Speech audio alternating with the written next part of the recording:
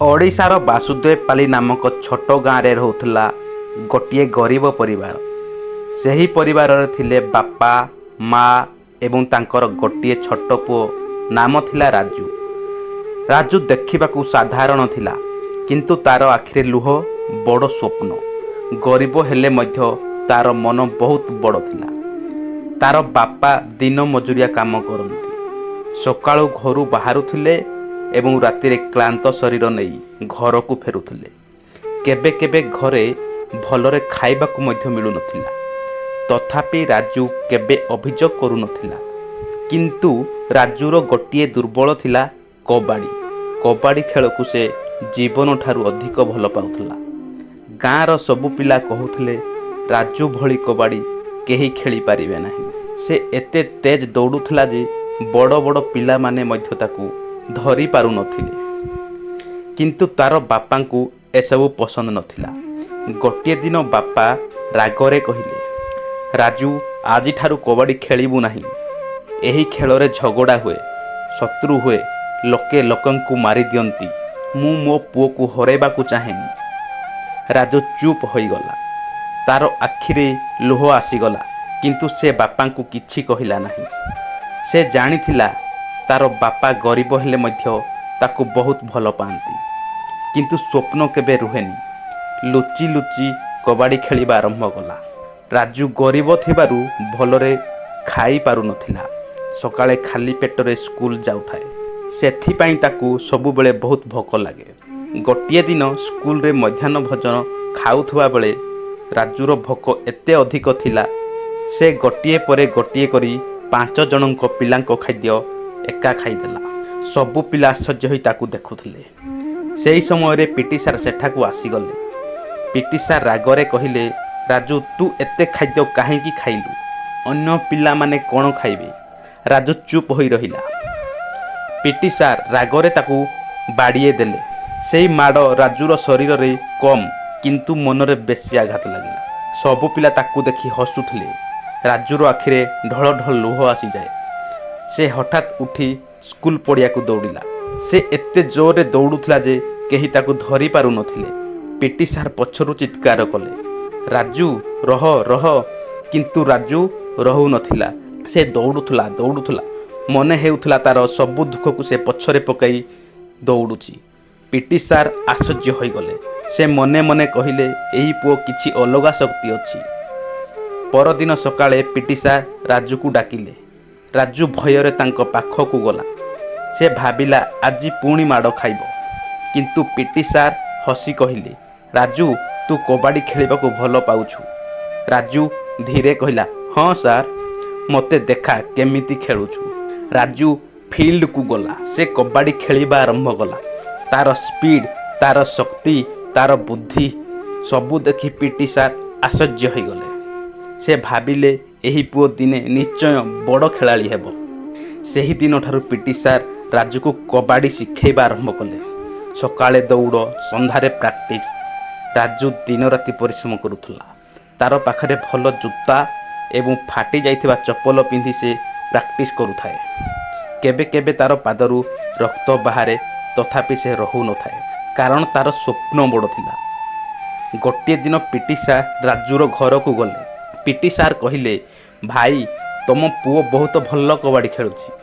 ସେ ଦିନେ ଜିଲ୍ଲା, ରାଜ୍ୟ ଓ ଦେଶ ପାଇଁ ମଧ୍ୟ ଖେଳିପାରିବ। ରାଜୁର ବାପା ଚୁପ୍ ହୋଇଗଲେ। କିଛି ସମୟ ପରେ ଧୀରେ କହିଲେ, ସାର୍, ମୁଁ ଜାଣେ ମୋ ପୁଅର ଟ୍ୟାଲେଣ୍ଟ ଅଛି, କିନ୍ତୁ ମୁଁ ତାକୁ କବାଡ଼ି ଖେଳିବାକୁ ଦେବିନି। ପିଟି ସାର୍ ପଚାରିଲେ, କାହିଁକି? ରାଜୁର ବାପାଙ୍କ ଆଖିରେ ଲୁହ ଆସିଗଲା। ସେ କହିଲେ, ସାର୍, ଆଜି ଆପଣଙ୍କୁ ଗୋଟିଏ କଥା କହିବି। ମୁଁ ମଧ୍ୟ ଛୋଟବେଳେ କବାଡ଼ି ଖେଳୁଥିଲି। ବହୁତ ଭଲ ଖେଳୁଥିଲି। ଲୋକେ ମୋତେ ଭୟ କରୁଥିଲେ। କିନ୍ତୁ କିଛି ଲୋକ ଶତ୍ରୁ ହୋଇଗଲେ। ଗୋଟିଏ ଦିନ ମ୍ୟାଚ୍ ପରେ ସେମାନେ ମୋତେ ବହୁତ ମାଡ଼ ମାରିଲେ। ସେହି ଦିନଠାରୁ ମୋ ଜୀବନ ବଦଳିଗଲା। ମୋ ସ୍ୱପ୍ନ ଭାଙ୍ଗିଗଲା। ମୁଁ ଚାହେଁନି ମୋ ପୁଅ ସହ ଏହିଭଳି କିଛି ହେଉ। ଏହା କହି ସେ କାନ୍ଦି ପକାଇଥିଲେ। ରାଜୁ ଦୂରରୁ ଶୁଣି ତାର ଆଖିରେ ଲୁହ ବାହାରି ଆସିଲା।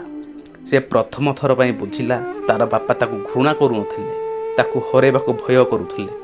ପିଟି ସାର୍ ଧୀରେ ଧୀରେ କହିଲେ, ଭାଇ, ଭୟରେ ସ୍ୱପ୍ନକୁ ମାରନ୍ତୁ ନାହିଁ। ଆପଣଙ୍କ ପୁଅର ଅଗ୍ନି ଅଛି। ଯଦି ଆପଣ ସହଯୋଗ କରିବେ ସେ ଦିନେ ଆପଣଙ୍କ ନାଁ ଉଜ୍ଜଳ କରିବେ। ରାଜୁର ବାପା ଚୁପ୍ ରହିଲେ। ସେହି ଦିନଠାରୁ ରାଜୁ ଆଉ ଅଧିକ ପରିଶ୍ରମ କରିବା ଆରମ୍ଭ କଲା। ସକାଳେ ପଢ଼ା, ଦିନରେ କାମ, ସନ୍ଧ୍ୟାରେ କବାଡ଼ି ପ୍ରାକ୍ଟିସ୍। କେବେ କେବେ ଭୋକରେ ତାର ମୁଣ୍ଡ ପୁରାଇ ଦେଉଥିଲା। ତଥାପି ସେ ଖେଳ ଛାଡ଼ୁନଥିଲା। ପିଟି ସାର୍ ମଧ୍ୟ ତାକୁ ନିଜ ପୁଅ ଭଳି ଭଲ ପାଉଥିଲେ। ସେ ନିଜ ଟଙ୍କାରେ ରାଜୁ ପାଇଁ ଜୋତା କିଣି ଦେଉଥିଲେ। ଜୋତା ପାଇଁ ରାଜୁର ଆଖିରେ ଲୁହ ଆସିଗଲା। ସେ କହିଲା, ସାର୍, ମୁଁ ଦିନେ ଆପଣଙ୍କ ନାଁ ଗର୍ବରେ ଉଚ୍ଚ କରିବି। କିଛି ଦିନ ପରେ ଜିଲ୍ଲା ସ୍ତରୀୟ କବାଡ଼ି ପ୍ରତିଯୋଗିତା ହେଲା। ରାଜୁର ନାଁ ମଧ୍ୟ ଟିମ୍ରେ ଆସିଲା। କିନ୍ତୁ ତାର ବାପା ଏବେ ମଧ୍ୟ ରାଜି ନଥିଲେ।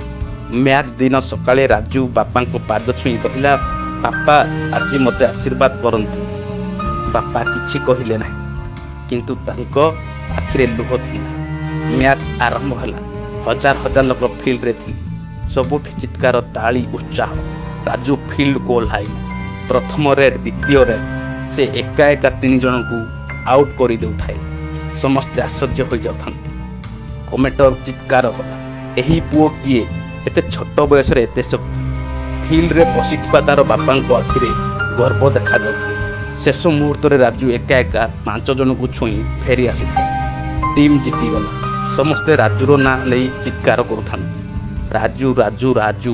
ସେହି ଦିନଠାରୁ ରାଜୁର ଜୀବନ ବଦଳିବା ଆରମ୍ଭ ହେଲା। ଜିଲ୍ଲା, ରାଜ୍ୟ, ରାଜ୍ୟରୁ ନ୍ୟାସନାଲ। ଧୀରେ ଧୀରେ ତାର ନାଁ ସବୁଠି ପ୍ରସିଦ୍ଧ ହେବାକୁ ଲାଗିଲା। ଟିଭିରେ ମଧ୍ୟ ତାର ଖବର ଆସିବାକୁ ଲାଗିଲା।